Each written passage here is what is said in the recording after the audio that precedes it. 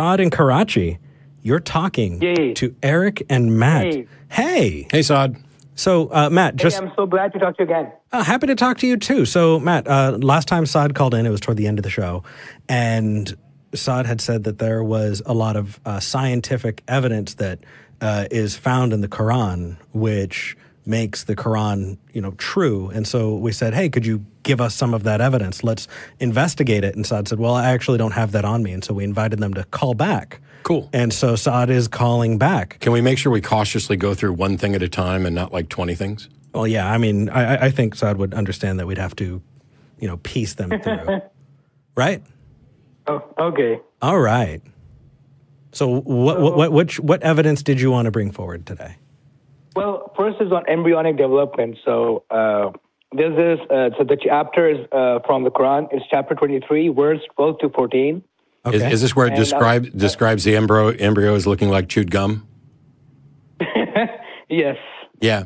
How is that remotely scientific evidence of anything? Because, and I'm asking this, do you think that people there at that time had never seen an embryo?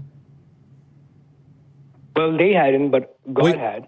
No, why would you? Okay, see, this is a problem with people in modern culture, especially city people, who think that people who were farmers and ranchers a long time did ago not see embryos. Miscarriages happen all the time with animals and with humans. The very notion that at any point in recorded history there was nobody who was familiar with what an embryo looked like is bizarre. It's absurd. We've always known what we knew about it specifically is perhaps subject to debate. But saying that there's an embryo that looks like chewed gum is not surprising. And it doesn't enlighten us about anything at all that's scientific. So here's a passage that isn't remarkable, and yet you're viewing it as if there's some profound scientific information there when there's not.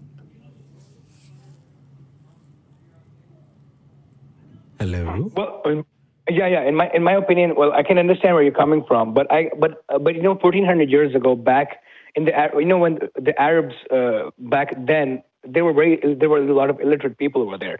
There were really no scientists or doctors or engineers back then. Do you think that Did I mention scientists or doctors? Yeah, saying not something once. Looks like chewed gum is not scientific. But also, I didn't mention science or doctors. I mentioned farmers and people. Miscarriages happened at an astonishing rate back then, and anybody who was a rancher knew about this. We knew about breeding even before we knew about genetics. This is how we ended up with domesticated animals and dogs. How many people have cracked open a chicken egg? I did this just 3 or 4 weeks ago with an egg that came directly from the grocery store. Crack it open, there's an embryo in it because we can't catch all of them. Yeah. So that's true. That's gross, by the way. To point to this passage and say, hey, look, the Quran describes an embryo as if it was chewed gum, is like saying, hey, 1,400 years ago, or actually 700 years ago, people look back or some of those people then would have described this as if it was chewed gum or some sort of mass. Yes, they would have. And there's absolutely nothing in that passage that it was of any scientific value. And the other problem here, which you're going to get to when you get to your next one, is that when people say, oh, well, the Bible tells us things about science or the Quran tells us things about science, even if the Quran described the gene theory or the germ theory of disease, that is of no use to us as a pronouncement from a holy book until such time as science confirms it. And then you also have to look at what other passages were made where where the pronouncements were actually shown to be wrong by science. So when we talk about like the Quran having passages that, oh, these couldn't have been known by people. Well, that's the first one people go to. It's the first one you went to. And yet I think that you would have to admit it's not remarkable at all. People would have known this.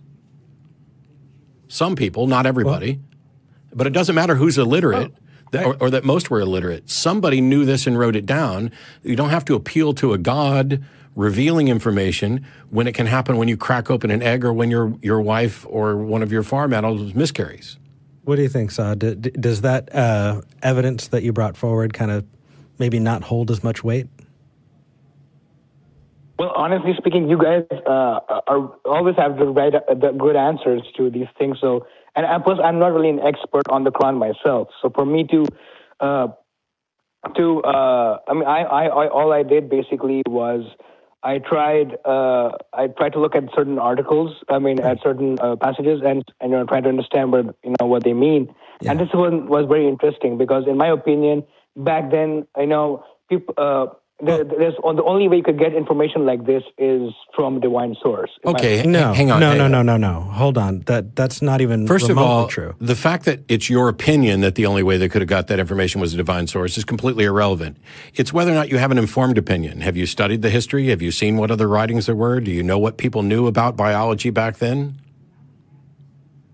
I've studied Islamic history, and I know that back those were the dark ages. I mean, they would literally bury babies alive back then. But women had zero rights. That doesn't answer my question. Yeah, does that remotely respond to the fact that people had seen those kinds of things at the time?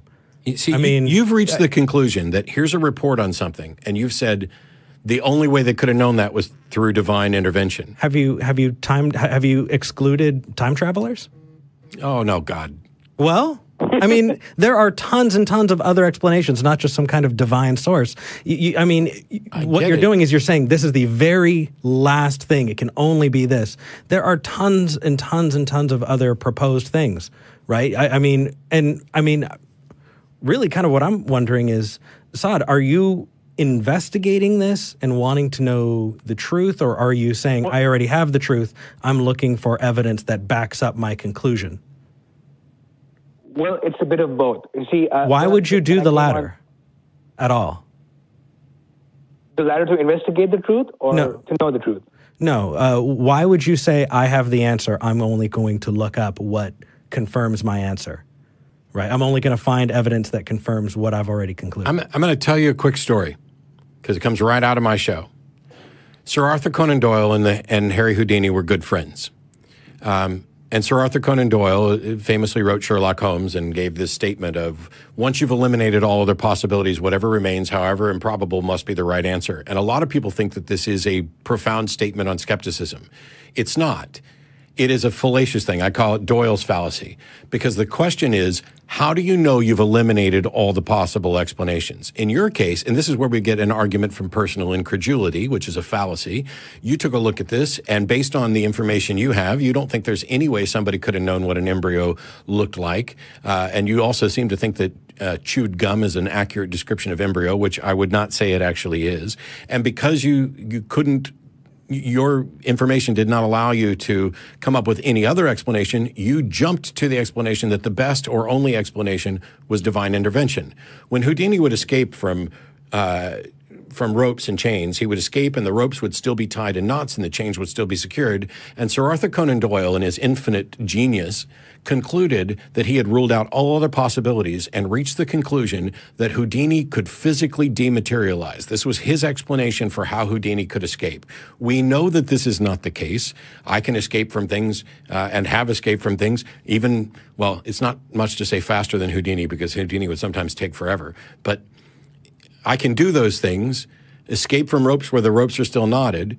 Would it be reasonable for anybody to conclude that I can actually dematerialize? Of course not, because they can't have eliminated other possibilities. And so you're looking at the Quran and seeing this passage, and you're committing what I call Doyle's fallacy. You look at it and you say, wow, I can't imagine how people could have known about embryos, so it must have been divine knowledge and divine intervention. And yet I just described to you a number of different ways that people throughout all of recorded history and before could very well and likely did know about embryos. So how is that not a more plausible explanation than God told them? Well, at the same point, you're saying that it's possible that people knew about these things back then. But do you have? Let me say this to you. Do you have any strong proof that yes, there was one person back in 700 AD or 600 AD, whatever the time was, that actually knew about these things, other than what I'm telling you? So hold on, we're not actually making the claim. We're investigating yours, Saad. So the thing is, I offered an explanation that is plausible based on the bulk of information, the fact that we've been raising animals, the fact that we've been giving birth, the fact that miscarriages were higher, that infant mortality rates were higher. And now you're saying, you are implying, I shouldn't say saying, you are implying that unless I can give you proof that one person knew about this back then, you're sticking with the best explanation is God said so? Well, wouldn't you? No, not even close. Here's an example. I would never have gone to God said so in the first place because that requires evidence. My plausible explanations for how they could have known this have evidence to back them up. And they are all completely natural and mundane. You are reaching to the supernatural for which there is no evidence. And what makes this worse is you are then trying to use this conclusion as if it is evidence for the supernatural, which makes your entire argument circular. So you start with an argument from personal incredulity. I can't believe people understood about this. I haven't looked into it. I haven't researched it. I haven't figured out what people did or didn't know, but I just can't believe that they knew about embryos. Therefore, God must have said it. And I will use that as evidence that there's a God and the Quran points us to it. That is fallacy upon fallacy right there. Now, that doesn't mean that your conclusion is necessarily wrong, but it does mean that you can't get to that conclusion with what you've provided and how you've provided it. I'll give you an example that I came across yesterday.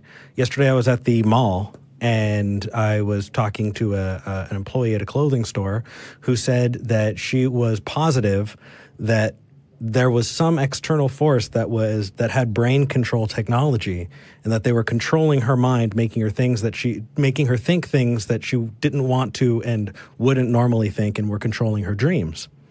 And so I asked her, how do you know that? And she said, well, it couldn't be any other way. Yeah. And so I said, well, what are the odds that you've uncovered this conspiracy and that there are, all of these unknown forces that are conspiring together to make you think weird things and change your dreams? Or a far more likely explanation is you need help. Well, let's set aside that. Let's set aside this notion of whether or not it's far more likely.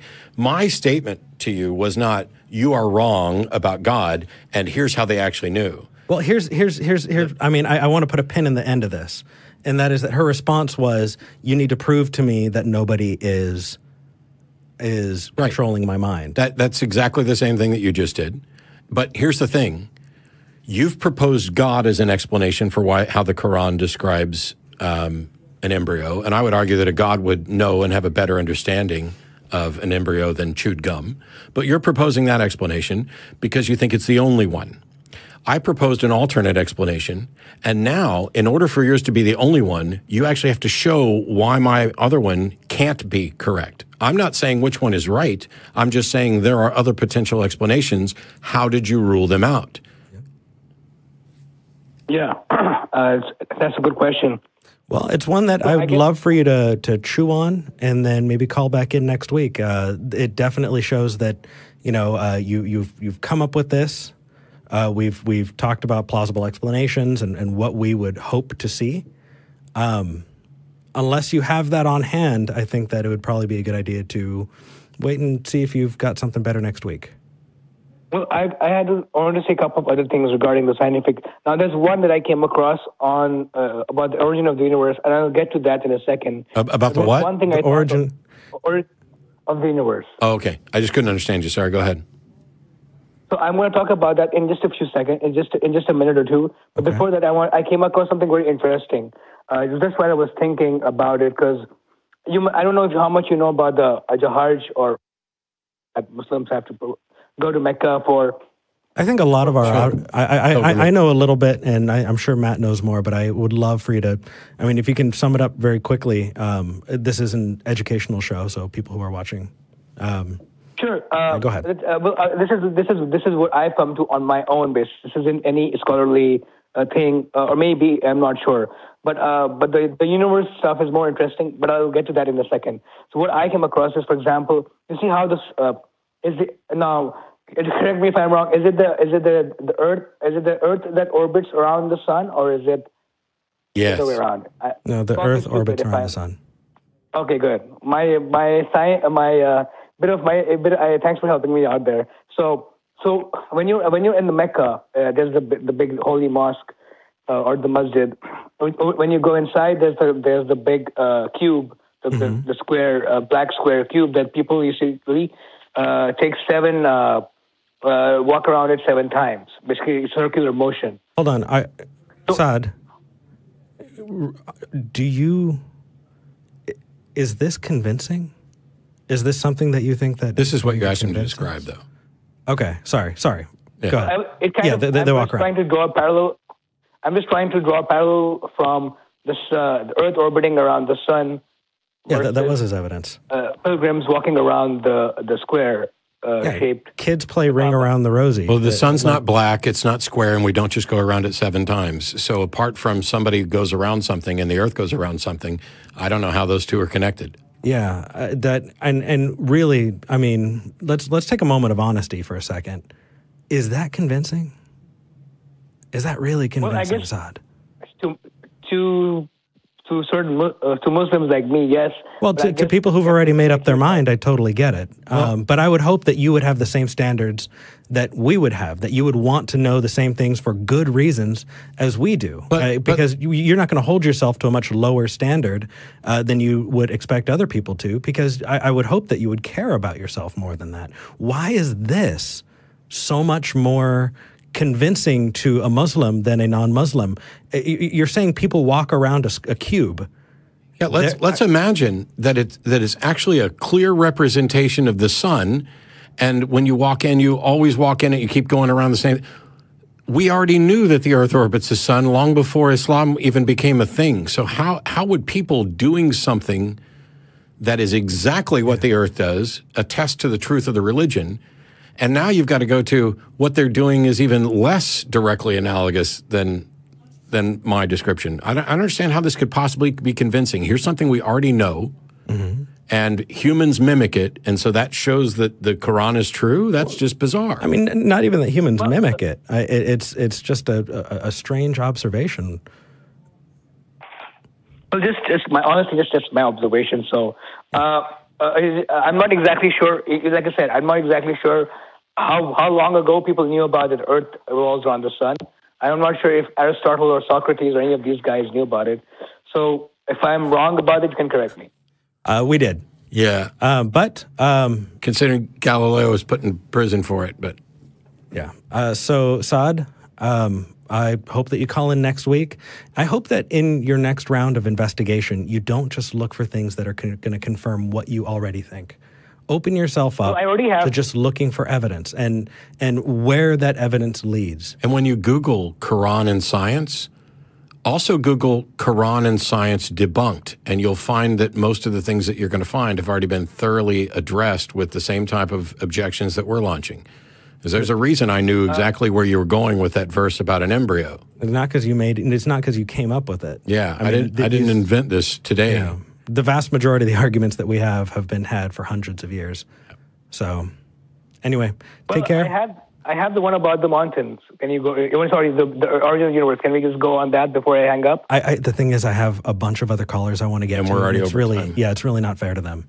But I do hope. But next time, call earlier in the show. You didn't get on our lines until much later, and that's why we weren't able to get to you. We weren't able to give you time to explore this. But I do appreciate the fact that you went with one thing and allowed us to address it rather than 20 things all at once, which happens. It didn't devolve into name calling or anything like that. It was respectful. It took time, and that's exemplary.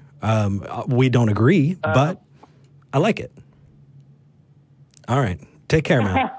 So can I just say one last thing before I go? Go for it, brother. Food for thought. Okay. So I'm going to leave you with these 2 statements, these 2 small lines from the Quran, and then we'll hang up. Just for something for food for thought.